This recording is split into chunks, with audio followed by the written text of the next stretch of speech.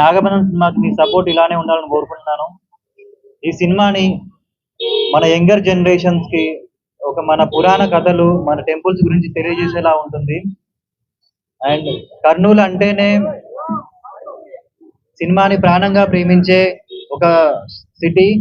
ఇక్కడ cinema hit talk వస్తే state అంతా రీసౌండ్ వస్తుంది. సో మీరందరూ మా సినిమాని ఎంకరేజ్ చేసి సక్సెస్ఫుల్ గా జూలై 3 థియేటర్ లో చూస్తారని కోరుకుంటున్నాను. Thank you so much. Hi hi everybody.